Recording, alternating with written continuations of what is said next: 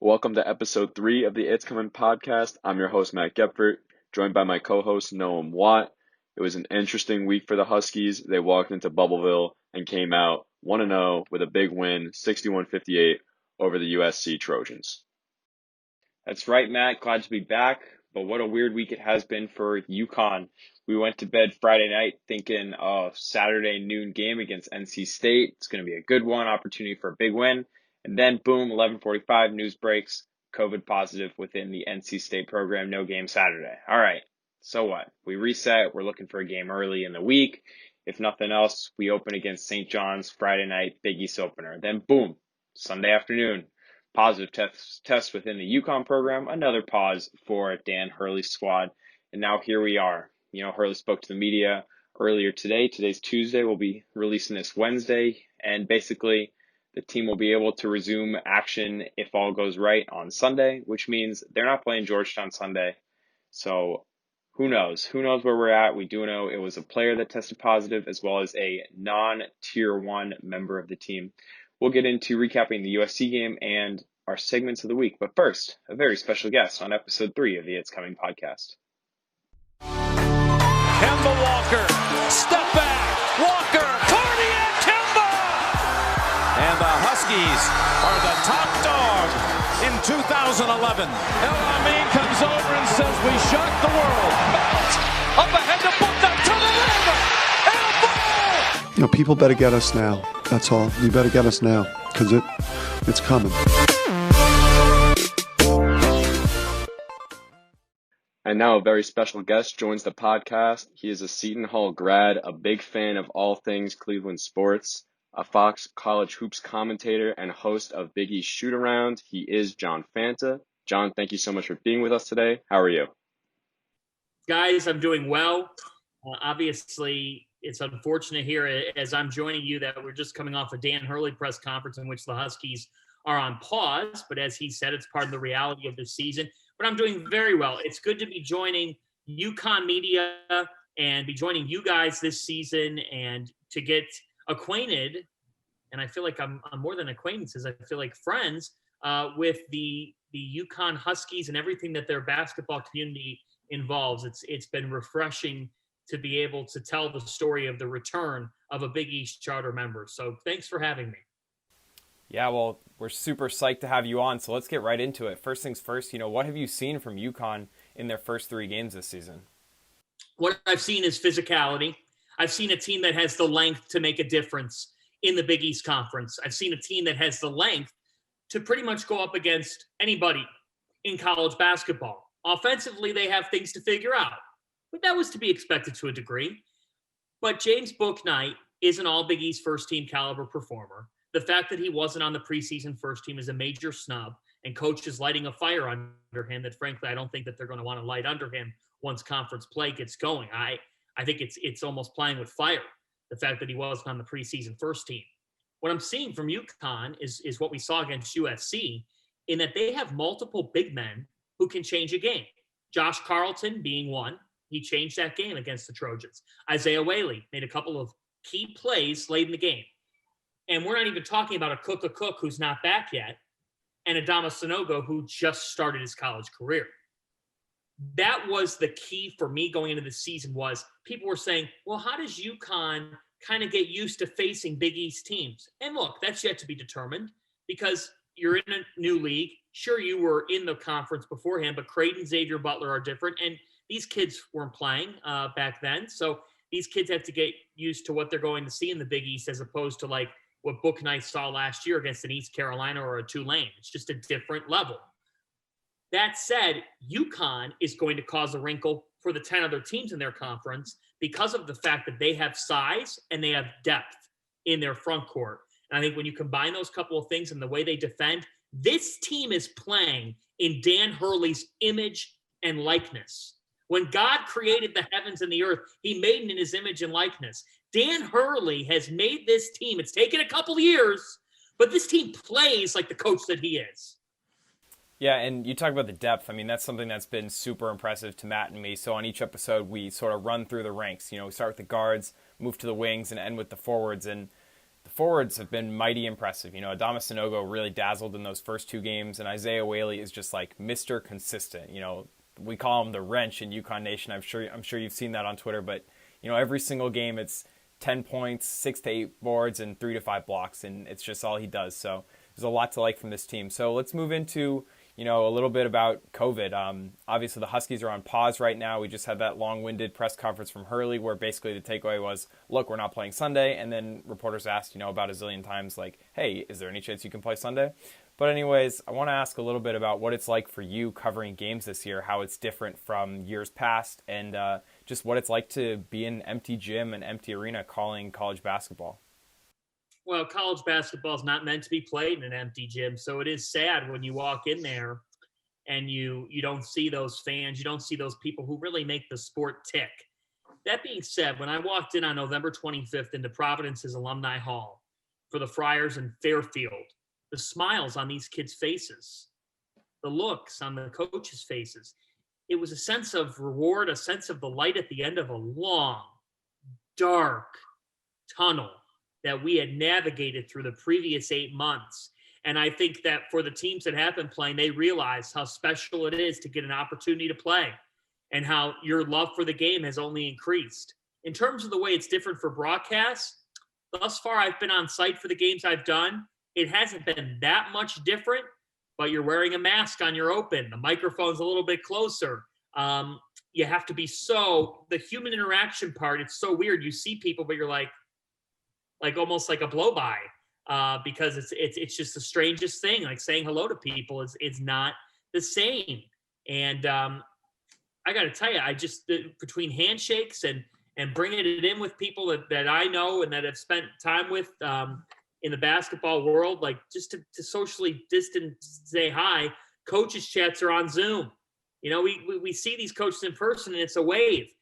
So for me, like I really do. I feel for the seniors in college.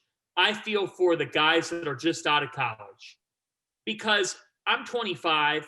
This is my 4th year of doing this with the Big East Conference and doing work for Fox Sports. It's year 3 with Fox. And I could say right now is that I'm not doing this work without the relationships created 3-4 years ago and even before then. And it's so hard to create those relationships when you don't have human interaction. So it's just the strangest thing. It is so unique. But look, you adapt. And I'm still preparing to the same degree, even more in the idea that we don't get to go to practices or shoot-arounds. You know, we don't get to see a team shoot around. So it is so different, but you adapt and you keep evolving. Yeah, and I think what you said about how happy even the teams were just to even be playing, and Dan Hurley kind of just touched on that on his press conference, saying that he, we realize there's other problems going on in the world, and we're just worried about playing basketball, basically. Well said. I mean, it is. It's so strange. And even Dan Hurley said in the press conference, Matt, to your point, like he said earlier today as we record Tuesday on this podcast, he brought up the fact that, you know, a pause of the program is nothing compared to what's happening inside hospitals right now. But when you do get on the court, you appreciate it. You appreciate it like hell. Puts it into perspective a little bit. So, you know, looking forward, it looks like UConn won't play Sunday at Georgetown, and then looks like maybe their next game will be Thursday at Providence. And John, does that play any special significance for you? Well, as of now, I'm very pleased to have the privilege of potentially doing that. Well, I know that I'm scheduled to do the game for Fox Sports, and that could be UConn's first Big East game. It wasn't planned like that, but it would certainly be special to be a part of that telecast and have the call if UConn does, in fact, play that Thursday game against Providence in Providence. Obviously, the Huskies, as you said, Noam, are not going to play St. John's Friday, and in all likelihood are not going to play Georgetown. That's all but done. Dan Hurley basically said that in his press conference. Not official, but no, look, as someone who has gotten the chance to tell the story of the Big East Conference the last 4 years, as someone who grew up, like, I just remember coming home from school and in high school watching the Huskies play in the Big East tournament and thinking how cool that was to actually have the chance to really welcome them back to the Big East, their first Big East game, and have the call for that. You know, I would be honored, and it's something I never take for granted because it's great to be part of the Fox Sports family. And I can honestly say you never know when your number's going to get called. And so I am excited to potentially have that assignment because it really would be special having UConn and Providence in what could be the Huskies' Big East opener, the renewal of a rivalry, and the renewal of vows between Dan Hurley and Ed Cooley. Yeah, that would definitely be a cool one to get to call. And I think UConn fans would definitely love that. And we'll get into your relationship with UConn fans a little later. But I want to jump into asking you a little bit of around the Big East. Starting off with Villanova, they came out ranked third in the AP preseason poll. They had a close game against Boston College that they were able to pull away in the end. Then they lost to Virginia Tech, a game that they kind of just scheduled out of nowhere. But then they go down to Texas, and they're down by 7, but they end up leading at halftime, and they pull away with a big win. So I just want to ask you, what's the real Villanova here, and how much stock do you put into that loss or that win? Well, I put a lot of stock into the fact that they responded from the Virginia Tech loss, which they had less than 36 hours between their win over Arizona State in the Legends Classic title, in the Empire Classic title, and then playing that game against the Hokies. And you go a week later and you face the Maui Invitational champions. You have to put more stock into that win at Texas than you would criticize the Cats for losing to Virginia Tech. And here's why. Jay Wright said to me on Friday that defensively his team was not where he wanted it to be. A year ago, guys, heading into the Kansas game, he said his team defensively was not where he wanted it to be, and they had to be better on defense. They beat Kansas by a point. They were great on defense that day. On Sunday against Texas, they contained that three-headed monster of Matt Coleman, Courtney Ramey, Andrew Jones. They did a nice job on the glass. Jermaine Samuels was unlikely to play. He got a splint on his finger, and he had 12 rebounds. So for Villanova, people will sometimes say they're a three-point machine. They're not physical. They out-physical the Big 12 team in Texas, a team that has plenty of physicality with Jericho Sims, Greg Brown inside. That was a statement-making performance for the Wildcats. Like you said, they were down 7 late in the first half. They held Texas to 1 for its final 10. We know that Jeremiah Robinson-Earl's taken the big leap. Justin Moore had 19 points with him. That's the takeaway, that Moore can be that type of number 2 guy. And when you have Colin Gillespie as your point guard, you're always going to have a chance because he's the ultimate game manager. He makes the right decisions. But for me, the takeaway from Villanova is defensively, they struggled in their first 4 games. They took a huge step forward on Sunday at Texas. Right, yeah, and every time a Villanova game is on, I think I always end up texting Noah. I'm like, hey, you got to turn on this game because every game that at least the end of the stretch is always something great to watch. I want to move into now the only 6-0 team in the Big East, that being Xavier, coming off a crosstown shootout win over Cincinnati. Fremantle and Scruggs carried the load for them there, but they've also had some games where they've had to squeak out wins. They only beat Bradley by a point, and Eastern Kentucky took them to overtime. So I want to know what you make of them so far. Can they be contenders in the Big East and make it towards more of the top of the pack? Because no one really knew how far they could slide from, say, 4 to all the way down to maybe 8. So I want to hear your thoughts on what you think of that. Yeah, I think they're anywhere from 4 or 5 to 8 in this conference. I don't think they're a top 3 team in the league. If you were asking me right now, I'd put Villanova, Creighton, UConn in my top 3. After that, it's a heavy level of unknown, guys, on many different levels. And one of the main reasons for that is that Providence has really struggled out of the gates. Let's get back to Xavier. Good defensively, but a bit rugged at times offensively. But at Cincinnati on Sunday, they went 8 for 17 from 3. That is the key for Xavier. What are they doing from beyond the arc? If they're hitting perimeter shots, they are the 4th best team in the Big East. And what happened, you could say the same about UConn. If they're hitting perimeter shots, they could be 1 or 2 in the Big East. But for Xavier, they had on Saturday Adam Kunkel, the Belmont transfer, and then 2 freshmen. Kunkel becomes immediately eligible. You have C.J. Wilcher and Kobe Jones. They come off the COVID-19 reserve list. They play on Sunday, Kobe Jones hits 2 threes, and Adam Kunkel ends up hitting 2 threes. Game changer for Xavier. That's what separates them in some of those closer games that they've played. They haven't had a consistent shooter. They've been too out of sorts on the offensive end of the floor without a real identity. Paul Scruggs played like a senior. He had 20 points. But Xavier found complementary shooting. If they do, that's the variable to determine what happens to them going forward. I think they're really good defensively. They are an NCAA tournament caliber team. But do they find enough shooting? Because they're going to get open shots. Teams are going to play off them to get them. Will Kiki Tandy, Adam Kunkel, Kobe Jones hit enough of those to make a difference for the Musketeers? Wednesday night, welcoming in Oklahoma, who scores the ball really well too. Interesting game. Yeah, that Big East, Big 12 showdown, it'll be fun. But I think the reason we asked about those two teams is because UConn fans saw both of them live last year. You know, Xavier, double overtime game. I was actually in Charleston for that. I think it was Najee Marshall hit like a 3 it was basically from Myrtle Beach. It was so downtown.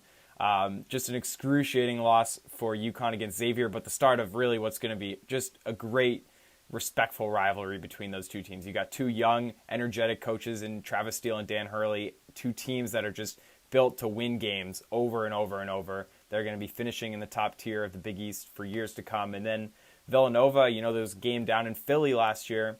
UConn was in the lead the whole second half, and then I think it was Jermaine Samuels actually who hit a big 3-point ball, you know, electrified the crowd for the first time in the game. And that's actually where the name of this podcast came to be, because after the game, Coach Hurley, you know, sat at the podium and said, like, oh man, another brutal, excruciating loss, but, you know, people better get us now.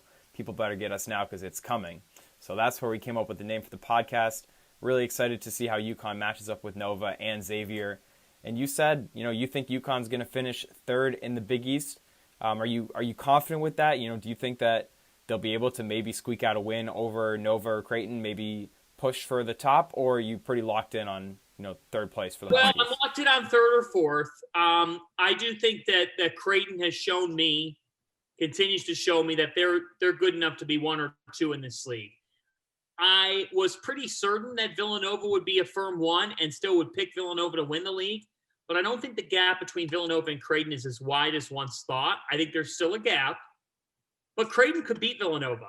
The difference with Villanova is that they are so damn consistent. Even on their off days, they could play a C-plus game and beat you. Not many teams can do that in this conference. In fact, nobody else can. Nobody else can. Villanova just does it. Like you just said, Noam, Jermaine Samuels hit the 3 last year against UConn. But Jeremiah Robinson-Earl and Justin Moore could have hit that shot. Colin Gillespie could hit that shot. There's so many ways they can win. I would say UConn's 3 or 4. I would be shocked if they finished lower than that. And I'm sure UConn fans will love to hear that. And speaking of the UConn fans, I want to know what you think of that fan base so far. Ever since it's been about the Big East and over the summer, there's been a lot of interaction with you, and especially when you do those all those lives, UConn fans really love to drop in on those. And so kind of that, and what's different? What would you say is different from UConn fans versus the rest of the Big East fan base? Well, it's a state school, so there's a lot more of them. That's the one thing about this conference is that you're talking about private institutions. I went to one of them. I went to Seton Hall University. And you're talking about just a smaller total alumni base than you have at UConn. And so the night that UConn formally returned to the Big East, I did a live around midnight, and I could not believe how much it took off on Twitter. Thousands of people tuning in. And so, yeah, the fan base is rabid, excited, passionate. They go the extra mile. They're smart. They're into every game. And I love that. We do this for interaction. We do this to be able to engage with followers. At the end of the day, we're doing this for an audience. And so to have more to that audience and to have a fan base with rich tradition and a will to win is exactly what I want. It's exactly why we do what we do. So I have loved getting to know some UConn fans. My direct messages are always open, and believe me, I get some interesting ones. John _Fanta, JOHN _Fanta on Twitter. but I love it. I've loved to get to know them and I haven't obviously been on site at stores because of the weird circumstances. I can't wait to see Gampel on a game day because I've only heard great things, and I'm really excited for what's ahead. So it's been awesome. Yeah, I think Gampel's, it's a unique atmosphere. You're in this dome. There's no cell service, so you're just locked in on the game. You can't do anything else. They don't sell alcohol. The concessions are weak, so there's not much to do but sit in your seat and just lock in on the game. And it gets loud there, and it gets rowdy. And so, thinking about when fans are back, it's probably going to be next year by now, unfortunately. You'll probably cover some games there this year. We might get into a few with UCTV, but, looking at next year's team, there's going to be one big player from this year's squad who's not there, and that's James Bouknight. So where do you see Bouknight going in the NBA draft if he decides to leave after his sophomore year, which seems to be the plan all along? Good question. I think that he's a guy that's hovering in probably the 20s, maybe into the early second round as of now. He could build his stock and be picked in the mid-teens. I mean, he could be that type of player. I don't know if I would sit here and say right now, yeah, he's a lottery pick, no doubt about it. I got to see more from him. But I think he's a guy that goes mid to late first round. Maybe he does go into the second. But James Bouknight, what I've already seen from him this season is just him take the next level as a decision maker, passing up on a good shot for an even better shot. He's matured in that area. And I thought that in key moments in the USC game, he just kept on delivering. He set the tone of that game with his three-point shooting, and he made that game his. That's what the NBA wants. That's what a team wants when they're taking a chance on a player. And that's why I think that would be my assessment right now, a guy that's in the late teens, if not later in the first round, that hovers around there. Yeah, absolutely. And John, I want to ask you about, we kind of touched on it a little bit earlier about how COVID is affecting this season. Obviously now the Huskies have been shut down twice. DePaul hasn't even played a game yet.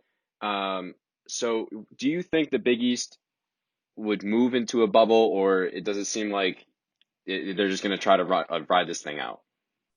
Well, obviously the plans that people have seen are that they're going to try to keep a normal travel schedule, as we've seen here in the month of December. We have not seen what the conference schedule has in store for January and February, but I would anticipate that the plan is similar to what we're seeing to start. That, look, you might have some teams play each other more than twice to get to the 20 games. You might have a level of imbalance. But if teams are safe, and we've seen teams travel to a degree, what's the comparison then of spending millions and millions of dollars to bubble up and have kids there 2-3 weeks at a time? And then you think about mental health, you think about all the variables that they continually bring up. Look, the safest way to get games in is to play in some sort of a bubble. But like Dan Hurley just said in his press conference, he didn't think Mohegan Sun could be a 2 or 3 week option. Those were some interesting statements by Dan Hurley. I hadn't heard a coach say that until he stepped up and said it. So it doesn't appear that any league is planning on shifting to a major bubble format. You might see some pods. You might see UConn and Villanova play back-to-back days at one location, and then UConn hosts St. John's on back-to-back days at one location. Other leagues have tried that, and we might see that happen. But I don't think that a bubble is going to be the way they go unless it's a last resort type thing, which is what we've heard from all parties. Right. And I think, like you said, how Dan Hurley talked about, it's just not feasible for the players to be there for 2 to 3 weeks. You got to give them more space. Like you said, mental health will be a big issue. And I think it kind of goes back to Jay Wright a few weeks ago after they left Mohegan. He had said that, they only spent a week there, and he saw just the huge mental toll it took on the players because they can't go anywhere. They really can't do much besides sit in their room. We want to move into rapid fire. So first question, favorite place to cover a game in the Big East? Wow. That's a great way to start. In the Midwest, Hinkle Fieldhouse. I think it's fantastic when the sunlight's beaming in on a Saturday afternoon. It is so cool. In the Northeast, up until this point, I think the Dunkin' Donuts Center is just a fun place to cover a game. It is a rabid atmosphere, a very tough place to play. Next up, this one's going to be even harder. If you had to describe Dan Hurley in 3 words, what would they be? Cauldron of intensity. Oh, yes. Good answer. John, I don't know if you noticed, but he he dropped that in his press conference today out of nowhere. He was like, yep, as soon as we return to practice, we're just going to stir up that cauldron of intensity. I'm going to take the honor of, I could not believe, because I asked the question last week that led to that. I said, what are you seeing in practice that you need to translate to a game? And then he said, well, practice has been a different animal this week. It's been a cauldron of intensity. I was like, this is cauldron of intensity. I had never heard it. 3 other words I would use, fiery,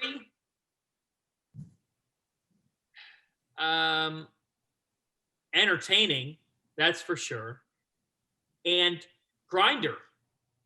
This guy is just a grinder. I mean, you're going to have to work to beat him, and he's nonstop. And he is just, I've gotten a chance to sit very close to him. When he was at Rhode Island played Seton Hall on Thanksgiving. Oh my gosh, was it something to watch Dan in his full element on the sidelines? I was probably about 10, 12 feet from him. Wow, non-stop. So yeah, he is one entertaining character. Yeah, he loves to raise the roof at games, sitting in the student section, and someone takes a big shot and the other team takes a timeout, and he's out on the court, he's slapping the court, or he's waving his arms. Everyone just eats it up. It's great. Last rapid fire question for you, John. On June 16th, you said that on your live Q&A, the UConn fans proposed that you will ride a horse into Gampel for the first Big East game. They said they would even arrange the horse for you. So if you could name the horse, what would the horse's name be?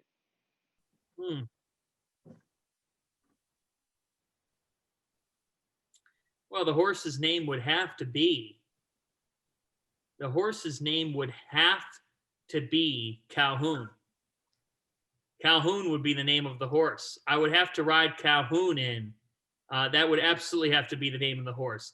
If I didn't name it Calhoun, I would probably name it Tulane. Good answer, John. You have a terrific knowledge of UConn, the program, the fan base, the roster. We're really looking forward to doing some more TV-esque hits with you.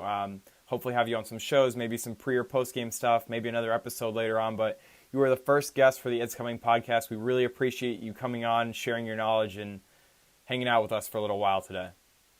It is an honor to be the first guest on the podcast. It is coming. It's going to be a pause here, but it's coming, and I'm ready to go for it. Thank you, Matt. Thank you, Noam. I really love coming on with you guys. Happy to do it anytime. Thanks, John. Thanks, John. All right, so now we're going to jump into the only game the Huskies played over the past week. They walked into Bubbleville trying to play 3 games, had to scratch that, went for 2 games, had to scratch that, went for 1 game. But it was a win, 61-58, a gutsy win. What I liked about this game is that if you played this game last year, the team would have lost. It's that simple. There's, look at Josh Carlton. He was big. I'm talking a little bit about him later. Bouknight kept the team in it early with some big-time threes. And overall, you also had Tyrese Martin and Isaiah Whaley shining for the Huskies. Here's what I didn't like about this game, man. Sometimes UConn just looks lost out there against the zone. They've had to see the zone a few times now, and they just keep doing the dribble handoff around the arc, and they just can't get anything inside. And it's super frustrating to watch. Like I said, we were lucky that Bouknight was kind of able to keep them in until they were able to find different ways to score. I also just thought the shot clock timing management was just super poor. I think there was 3 times where it was either a shot clock violation or it was like like there's 2 seconds on the shot clock and then they threw up a bad shot. So I think those things need to get kind of fixed out. But like I said, it's a game they lose last year. What do you think, Noam? Yeah, I mean, before we get too far removed from it, our talk with John Fanta was great. I mean, that dude's a legend. What a dream job he has. It's somewhere I would love to be in, 3 or 4 years down the line. So I hope you guys enjoyed listening to that as much as we enjoyed being with him. But yeah, I mean, that's a gritty win over USC. It's a team that will probably make the NCAA tournament if they play it this year. And it's a game that, like you said, they wouldn't have won last year. A couple takeaways for me is just, the depth. You get a game where Adama Sanogo gets 2 early fouls, and Josh Carlton comes in and just plays his butt off and has probably his best game ever as a UConn Husky.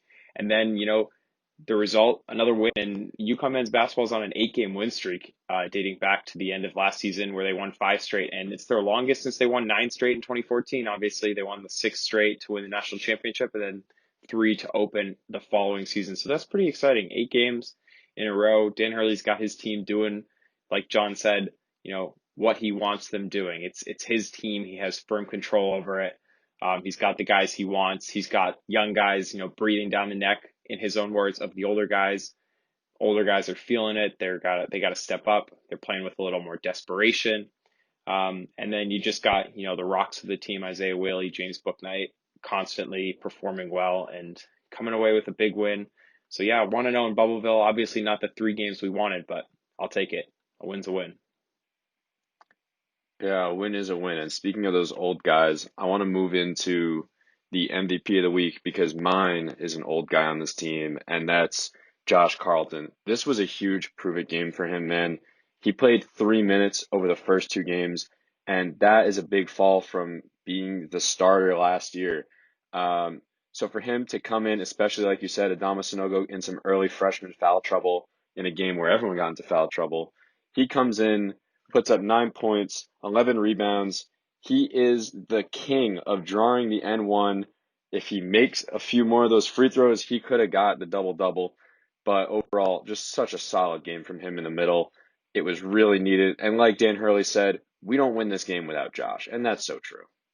Yeah, my MVP of the week is also an old guy. This week it's Isaiah Whaley. I know I said last week that it would be James Bouknight until further notice, but I don't think the Huskies would have won this game without Isaiah Whaley. Hurley said post-game, Isaiah is such an underrated player. I'm not sure I've coached a guy with that much of a will, a competitiveness. He's a heck of a forward, that guy. That's very high praise. This is a guy who really didn't play even the start of last season. He just didn't see the floor. And then all of a sudden, out of nowhere, he just emerges. And I don't think we can talk enough about how consistent he is and just how much of a hard worker he is. The guy is averaging 3.7 blocks per game.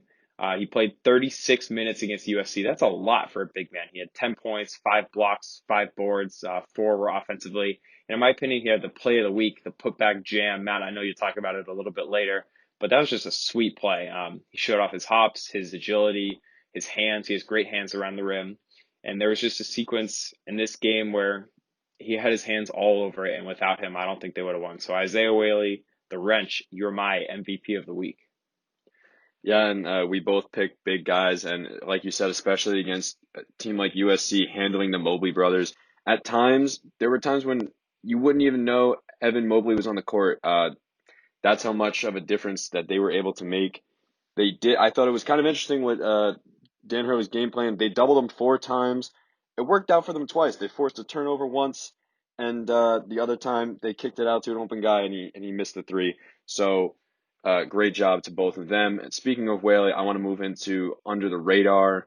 For me, it's not a player; it's just a specific play. They had I forget who it was, but the guard got beat on a back door. Back door was wide open. Whaley gets his hands up in the passing lane, and then, like you said, your big play, he finishes with the putback at the other end. And man, I said this to you, and it's like this guy just has a tendency to make a play on both sides of the court all the time. And I was like, I don't think there's another guy on the team that does this. I mean, it's either tipping a pass, a block, grabbing a big time board, and then he's back on the other side of the court, scoring the ball or with a nice assist, something like that. So Noam, what do you have for under the radar? Yeah, I love the way Isaiah Whaley runs the floor. I mean, he is just an all-out hustler. He's always the first guy down. I love when he gets fed the ball, when he runs the floor. He deserves it. It's very exciting to see a guy who can make a defensive play at one end and then run the floor, finish it off at the other end. Just a huge momentum play. But my under the radar trend of this week is just how sneaky good this team is. I think it's going to be a little bit tough to see until they figure out the COVID protocols and can get into a rhythm with games, which who knows when that will be. But this team's sneaky good. John Fanta says he sees them 3rd or 4th in the Big East, and it'll be surprising and disappointing if they finish below that. And that's pretty high praise. John knows the Big East arguably better than anybody else. The guy lives Big East basketball. And like you said, like UConn doesn't win this game last year, and they also didn't win the Hartford game last year. They just weren't built to win games like that. They weren't built to grind it out to the very end until they learned how to win at the end of the last year, and that's carried over. But this team just has so much depth. If you had told me before the USC game that Sanogo, Pauly, and BA Brendan Adams would all have like not great games and they'd still manage to win, I would have told you like you're crazy. But that's what happened. They just have so much depth. They're sneaky good. One more minor under the radar play is Tyrese Martin's up and under layup. He kind of just chucked it, put some nice spin on it, and splash straight through the net. So that was a pretty nice play under the radar. Shout out to Tyrese Martin. Yeah, I think in the game commentators said it too. Definitely wasn't one that he meant to just go straight in. Definitely was looking for some backboard there, especially with the spin. But a basket is a basket. Moving on to your hot take or your overreaction of the week. Noam, you want to go first? Yeah, my overreaction of the week is pretty simple. It's that this season won't get finished unless there's a bubble. There's just too many COVID interruptions. You look at a team like UConn, this is their second already. You look at another team in the Big East, DePaul, they haven't even played a game yet. And you look at the UConn women, they also haven't played a game yet. And it's just ridiculous.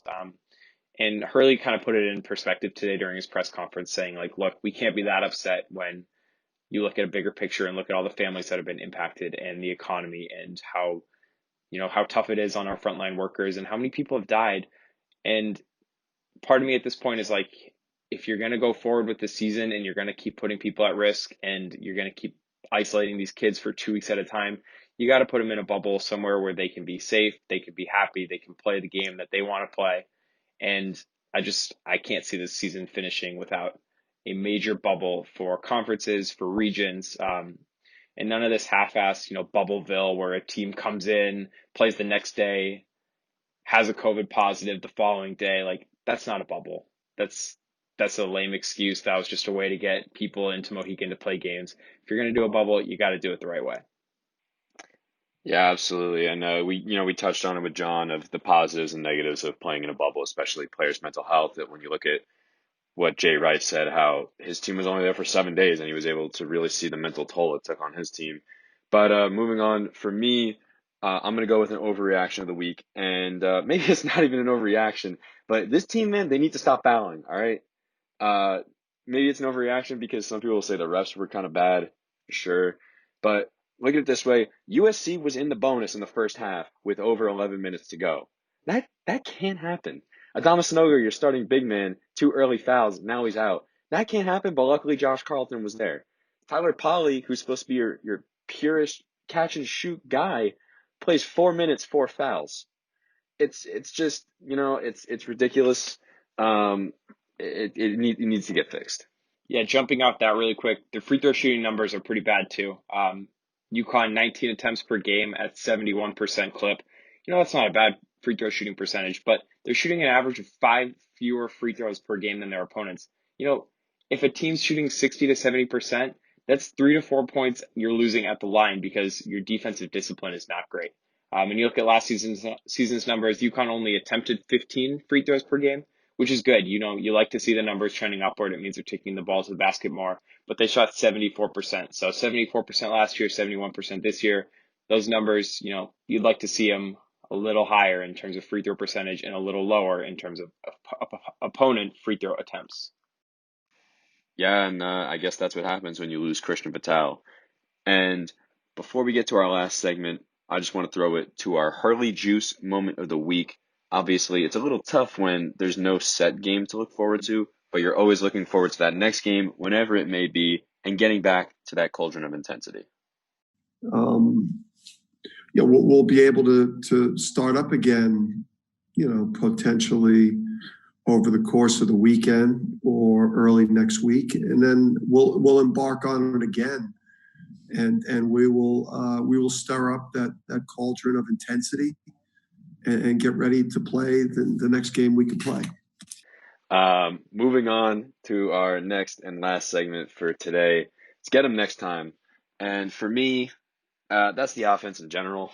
that is a little hard being that we won the game. But man, like I said earlier in the show, the Huskies they just look baffled at times when they play against the zone. I mean, sometimes they, like I said, they just do the dribble handoff at the top of the key and nothing happens because they're playing a zone against you, so no one's really getting moving. And other times, man, Isaiah Whaley steps in there and he breaks the zone twice in a row. So I don't really know what to say. Once Whaley scored to put us at 58 points, they scored a whopping 3 points for the entirety of the rest of the game, and that was 8 minutes and 58 seconds of play. The only thing that really saved them here was the good 3-point shooting. Like I said earlier, kept them in the game early when they couldn't get the ball inside. Noam, what do you have for get them next time? Go get them next time. Fake bubbles. They don't work. I know I just talked about this, but you can't pretend it's a bubble if you're just bringing teams in to play games. That's not a bubble at all. Also, little shout out, go get him next time moment to Dan Hurley's mask wearing on the sidelines. I know we talked about this last week, but like, dude, if you're going to have the mask on your chin, you might as well not have the mask on at all. And I think that we got to see coaches doing a better job of this if we're seeing so many COVID positives around the country. Yeah, and just to your point on the bubbles here, it's like you said, it's just not true, especially when it's not like the NBA or the NHL where they're all going to this place where they're completely secluded from everyone else. You're playing at an open casino, which is open to the public. And I understand that they are keeping them away from the public and that they have security detail that's even keeping them away from different teams. But at the end of the day, there was a positive test, and you got to wonder, how does that happen? Was a worker that was assigned to one of the teams? Did he cross a worker that works in a regular spot? It's really hard to speculate, especially with an operation so big, and we're just two kids. We don't really know what happened, but like you said, it's just BS. Yeah, so at the end of the day, all we can hope is that the player that tested positive, the other member of the program, they're asymptomatic, they get better soon. I know Matt Gary's also going through it, and he's recovering from a major knee surgery as well. And at the end of the day, we have to remember these are just kids, and all they want to do is play basketball season. But we got to remember it's got to be safe first and foremost. But anyways, guys, thanks for tuning in. Episode 3. It was great having our first guest on the podcast, John Fanta. You'll be hearing him a lot over the course of the season. Hopefully, you'll be hearing him a week from tomorrow when UConn will hopefully take on Providence in maybe what will be their Big East opener. We'll see, we'll see what the schedule does. We'll see how the COVID quarantine works. And I'm sure there'll be lots of news surrounding UConn men's basketball up until their next game. So for Matt Geffert, I'm Noah Mott. Thanks everybody for tuning in to the It's Coming podcast. We'll talk to you next week.